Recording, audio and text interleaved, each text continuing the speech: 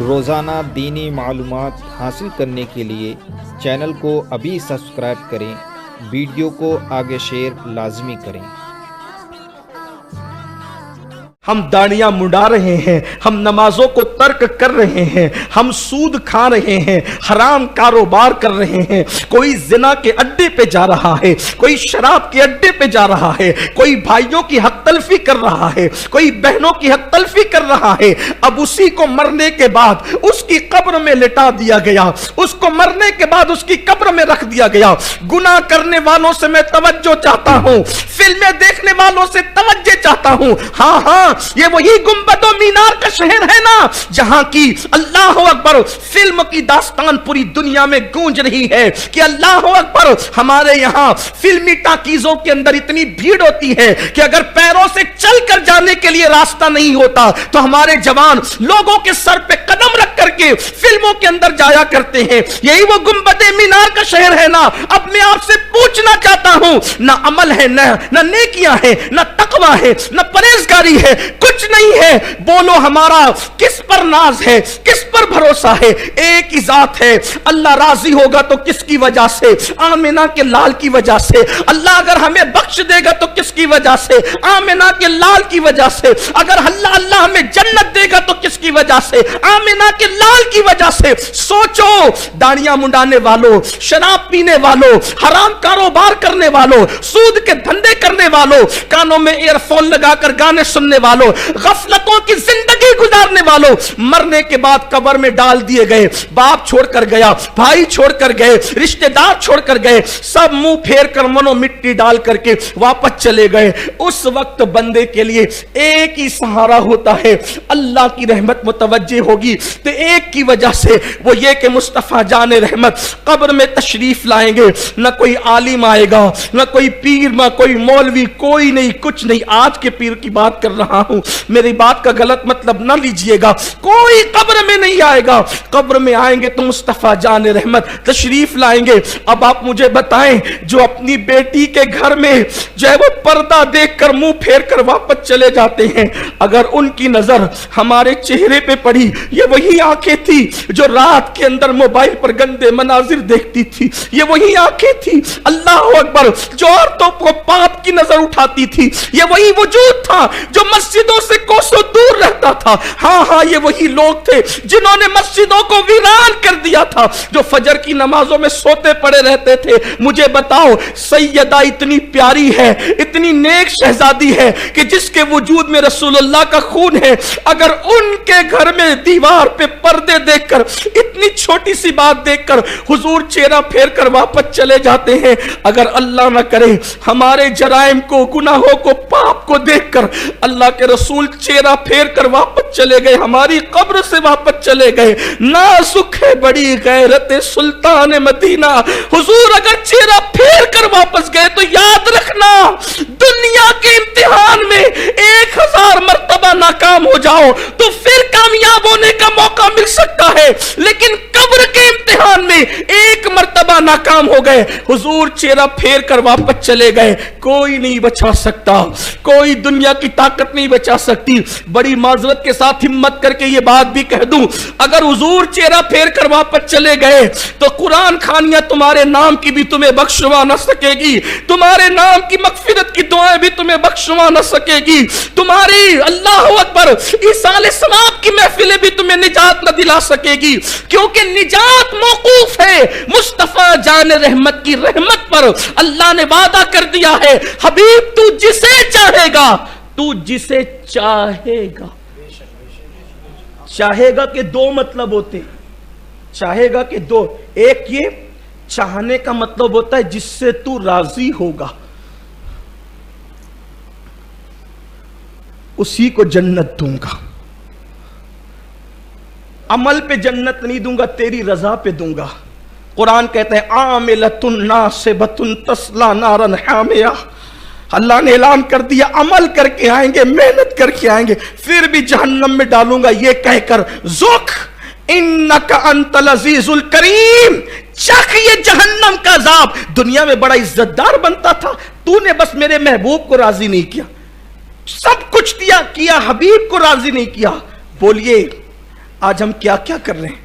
مجھے تو سیدہ فاطمہ اور سیدہ عائشہ کے گھر کی وہ داستان دیکھ کر حیرت ہوتی ہے. نازک ہے بڑی غیرت سلطان مدینہ، کتنی نازک ہے. اگر بیٹی کے ہاتھ میں سونے کے زیورات دیکھیں تو فرمایا فاطمہ یہ تمہاری شان نہیں کہ تم اس طرح کے زیورات پہنو. اللہ اکبر. آپ مجھے بتائیں آج کی رات بس میں یہی کہنے آیا ہوں. تقریر تو بار بار میں آپ کے سامنے کرتا رہتا ہوں، آپ سنتے بھی رہتے ہیں، لیکن یہی کہنے آیا ہوں. بتاؤ قبر کا بھی کچھ خیال ہے؟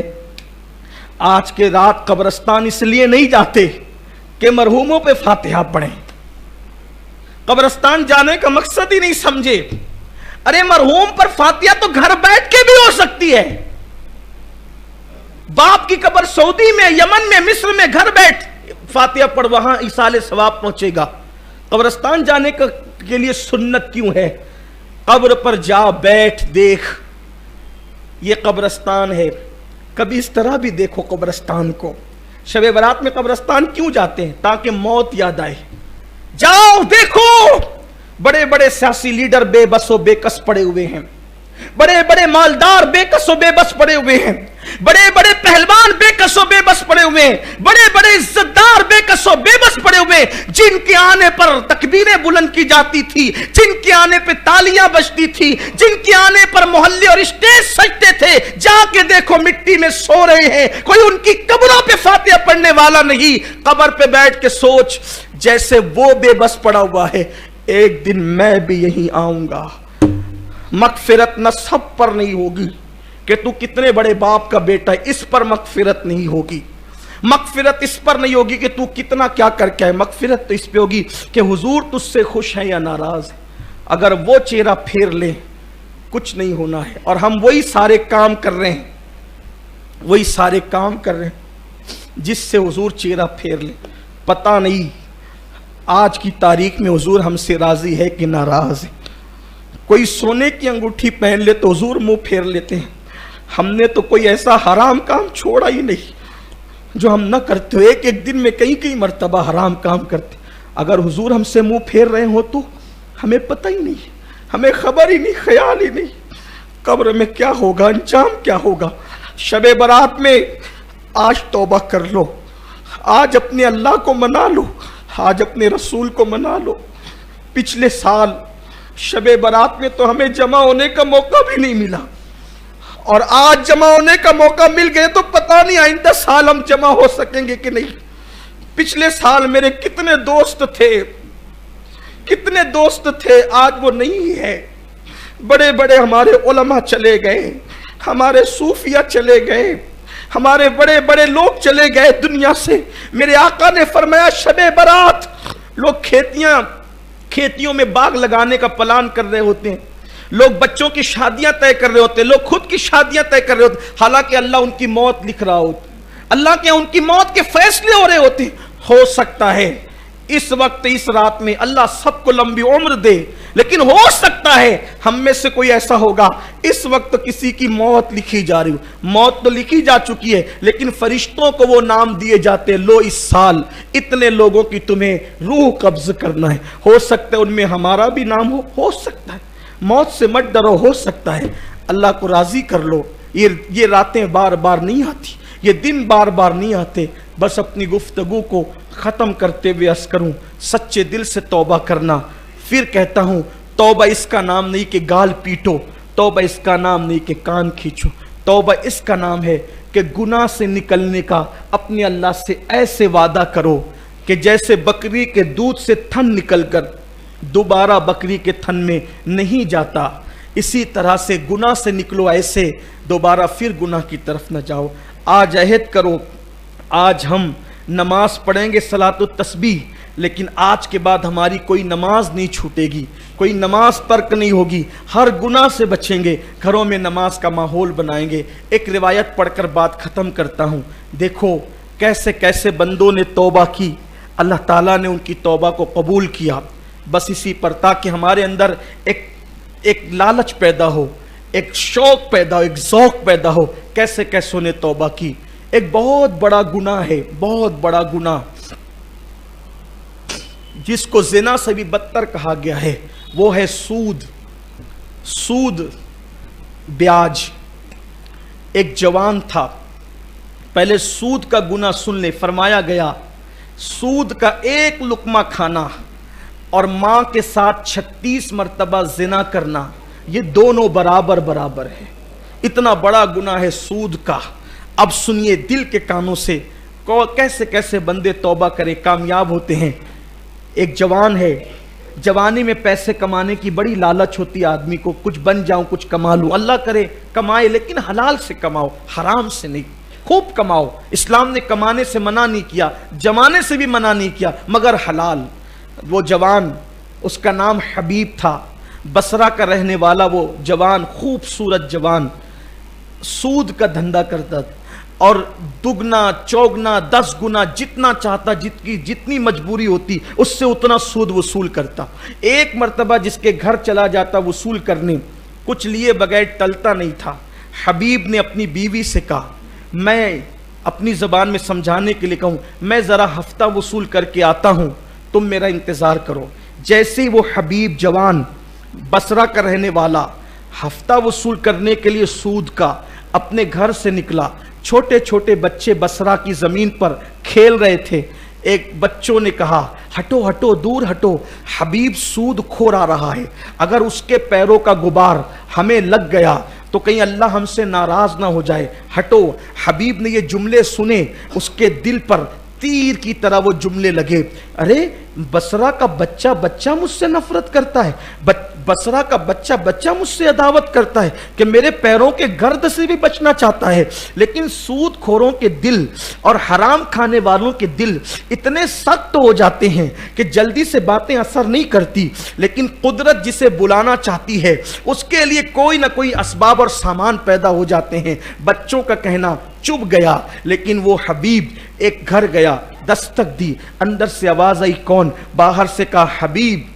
کہا دیکھو تمہاری رقم ادا کرنے کے لیے ہم نے بڑی کوشش کی، لیکن غربت کی وجہ سے پیسے اکٹھا نہیں ہو سکے، میرے شوہر انتظام کرنے گئے ہیں، بعد میں آ جانا یا تمہارے گھر ہم پیسے لا کے پہنچا دیں گے۔ اس نے کہا کیا تمہیں پتہ نہیں میں جس کے دروازے پہ جاتا ہوں کبھی خالی اور واپس نہیں لوٹتا، اگر تم نے مجھے نہیں دیا اتنا چلاؤں گا کہ محلے میں بے عزت ہو جاؤ گے، لوگوں کو پتہ چلے گا کہ تم نے سود سے پیسے لیے ہیں، تمہاری شرافت کا پردہ چاک چاک ہو جائے گا۔ اس عورت نے کہا دیکھو پیسے کا انتظام ہوگا جب پیسے آ جائیں گے، لیکن تم خاموشی سے چلے جاؤ۔ کہا کچھ لے کر کے تو جاؤں گا۔ کہا دیکھو ہمارے گھر میں کئی دن سے فاقہ تھا، میرے شوہر قرض کے طور پر بکری کے سر اور پیر جو ہے، پائے بکری کے اور سر لائے تھے کہ بچوں کو فاقہ کشی سے اب نجات دلا دی جائے گی اور بچوں کو کھلا دیا جائے گا، اگر تم چپ چاپ چلے جاؤ گے تو میں یہ اٹھا کر تمہیں دے دیتی ہوں، یہ لے جاؤ، باقی کی رقم بھی آ جائے گی۔ اس نے کہا حبیب نے تیرے بچے کھائیں یا مرے اس سے مجھے کیا لینا، میں تو کچھ نہ کچھ لے کر ضرور جاؤں گا۔ پھر یہی ہوا، بکری کے سر اور پیر لے کر حبیب اپنے جوان اپنے گھر کو چلا۔ جب گھر پہنچے بیوی سے کہا پکاؤ، دیکھو ہم شان سے کھائیں گے۔ کھانا پکنے لگا، خوشبو ہانڈی سے اٹھنے لگی۔ ایک مرد درویش نے دستک دی، حبیب تیرے گھر کی ہانڈی سے کتنی خوبصورت جو ہے وہ خوشبو آ رہی ہے، ارے مجھے بھی کچھ کھلا۔ حبیب نے دروازہ کھول کے کہا او فقیر، اگر میں نے تجھے ہانڈی سے کچھ کھلا دیا تو مالدار تو نہیں ہوگا، البتہ میں غریب ضرور ہو جاؤں گا، چل جا یہاں سے، میں تجھے کچھ نہیں دیتا۔ جاتے جاتے فقیر نے کہا حبیب ظلم کی داستانیں بہت طویل نہیں ہوتی، ظلم کا وقت بہت طویل نہیں ہوتا، اللہ کی عدالت میں ایک دن کھڑے رہنا ہے اور اپنے جرائم کے بارے میں جواب دینا ہے۔ ایحسب الانسان ان یترک سدی، کیا انسان یہ تصور کرتا ہے بے حساب چھوٹ جائے گا؟ نہیں، بلکہ اللہ کی پکڑ ہوگی، اور اللہ کی پکڑ کیسی ہے؟ ان بطش ربک لشدید، تیرے رب کی پکڑ بڑی سخت ہے۔ کہنے والا کہہ کر چلا تو گیا۔ حبیب نے جب دسترخوان بچھایا، بیوی نے خوشبودار ہانڈی لا کے رکھی، جیسے ہی ہانڈی سے ڈھکن ہٹایا گیا تو ساری ہانڈی میں پائے اور سر کی بجائے خون ہی خون بھر گیا۔ ایک بچوں کا کہنا، دوسرا درویش کا کہنا، تیسرا ہانڈی کا خون بن جانا۔ حبیب کے دل پر 3 چوٹیں ضربدار لگی۔ حبیب نے کہا حبیب اچھے دن نہیں، اب حالات خراب ہیں، چلو اب بدلتے ہیں، چلو اب تبدیل ہوتے ہیں۔ میں اپنے جوانوں سے کہتا ہوں، ہر آدمی سوچتا ہے کہ چلو بدل جائیں گے، لیکن پھر سوچتا ہے یار دنیا گناہوں کا اڈا ہے، دنیا میں گناہ اور رنگریلیاں ہیں، ہم کیسے بچیں گے؟ یاد رکھنا، بچنے کا پکا ارادہ کرنا ہم پر ہے اور بچا لینا اس کے کرم پر ہے۔ ایک مرتبہ پکا ارادہ تو کرو اس کی طرف بڑھنے کا۔ میرا اللہ فرماتا ہے جو میری طرف چل کر آتا ہے میری رحمت اس کی طرف دوڑ کر جاتی ہے۔ اللہ اکبر۔ حبیب کے دل میں خیال آیا بہت جرائم ہو گئے، بہت گناہ ہو گئے، بہت برائیاں ہو گئی، اب اللہ کی طرف پلٹتے، لیکن پلٹیں جائیں کہاں، توبہ کریں جائیں کہاں؟ سوچا چلو چلتے ہیں۔ دل بے چین تھا، دل بے قرار تھا، کہاں جائیں کہاں جائیں؟ دل میں خیال آیا ارے میرے شہر میں تو اتنا بڑا ولی رہتا ہے، مولا علی کا خلیفہ، مولا علی کا شاگرد، صحابہ کا شاگرد، جس نے ام سلمہ رضی اللہ تعالیٰ عنہ کا دودھ پیا، ام المومنین کا دودھ پیا، وہ اتنی بڑی ہستی سیدنا امام حسن بصری میرے شہر میں رہتے ہیں، چلو حسن بصری کے پاس جائیں گے اور پوچھیں گے کہ توبہ کیسے کریں، کیا کریں، پوچھیں گے، سوال کریں گے۔ جیسے گئے، حسن بصری کی محفل سجی ہوئی تھی، امام حسن بصری کی محفل، لوگ بیٹھے ہوئے تھے۔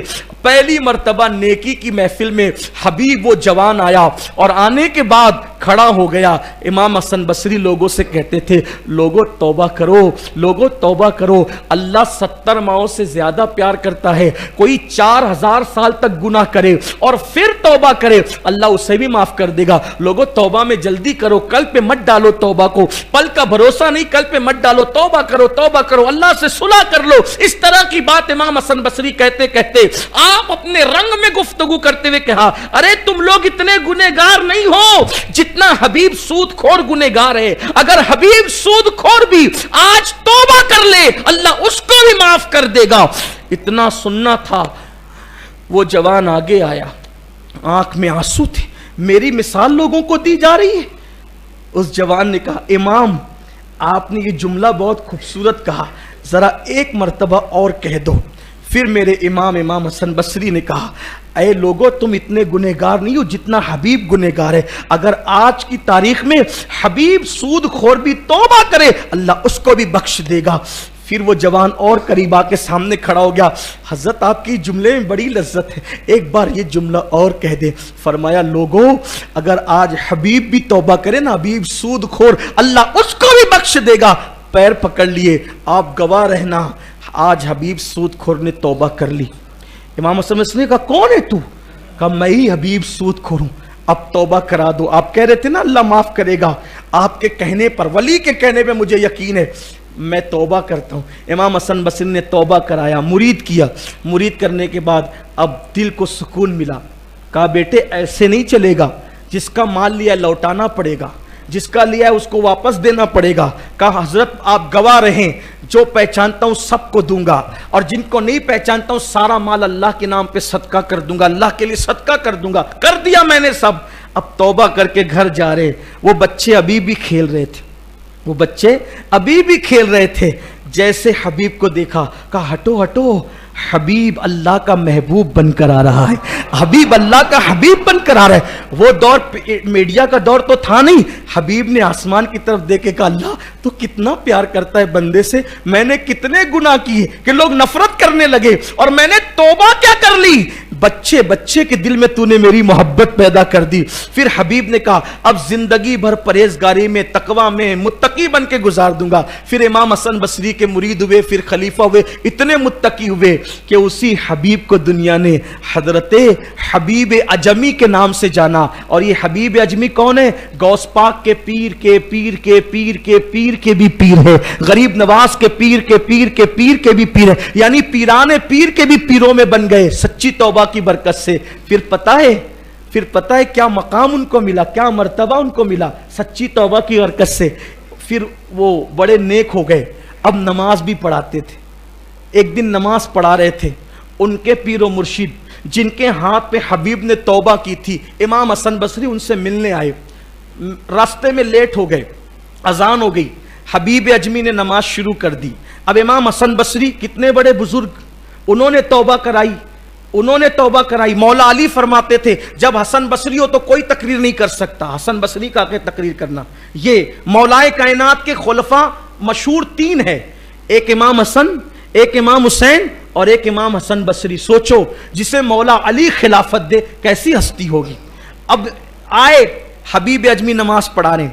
حسن بصری نے سوچا میرے ہاتھ پہ توبہ کی, توبہ تو میں پہلے کیسا تھا میرے ہاتھ, میں اس کے پیچھے کیوں نماز پڑھوں, میں اس کے پیچھے کیوں نماز پڑھوں, اس کی شان تو میرے برابر نہیں ہے, اس کا مرتبہ تو میرے برابر نہیں ہے. نماز نہیں پڑھی, ختم ہوگی نماز. پھر اپنی نماز شروع کی.